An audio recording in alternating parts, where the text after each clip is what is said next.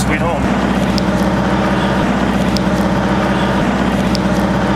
In Tulsa, Oklahoma, there's a truck stop right across the street from the track. Well, just down the way from the track. And I had a weekend off, sitting doing nothing on a Friday night. Went to the tracks. I've never actually seen a race. They were closed down for the day, but he was in his little kennel, and they only give them 5 days after their last race before they're destroyed.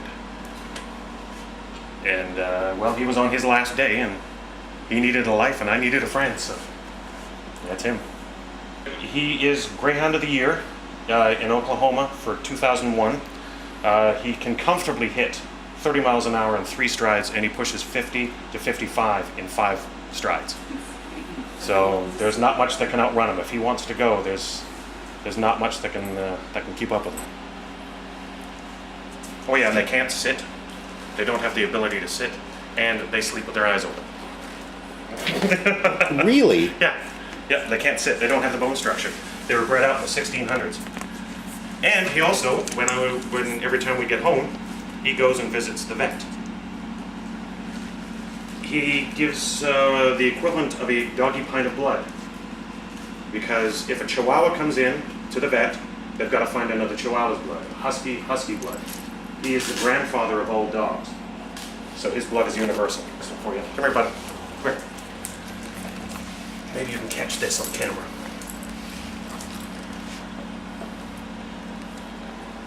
Does that look familiar? Oh, The Egyptian god was a greyhound. So they've been around for a long time, and in the original form too. He's barked 3 times. That's it. They don't bark.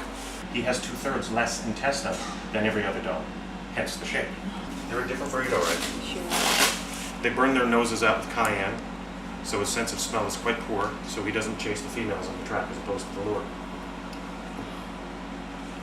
So Unbelievable. he drips an awful lot. We have a very drippy nose. Yeah, very drippy nose. incredible thighs. He's lost probably about an inch and a half off each one. Oh my God. He was actually quite grotesque. Do they give them steroids or anything? to No, help them? nope, because that's illegal. But I have my suspicions that there are some things that happen on the track. I can't keep a cup of coffee in the truck. It's gone. He It's drinks gone. that coffee? Oh, absolutely. Caffeine? Caffeine. That's what I'm thinking. Yeah. And he's shedding like crazy right now. Normally they don't shed. Very, very little, but he's really getting rid of it now. It's interesting that, considering the way he was treated and, he loves people so much. They're bred for 3 things. Sociability is the first thing, health, and speed. So sociability is very important Yeah. because they have to be handled by people. Exactly. And handled and handled and handled and handled and handled.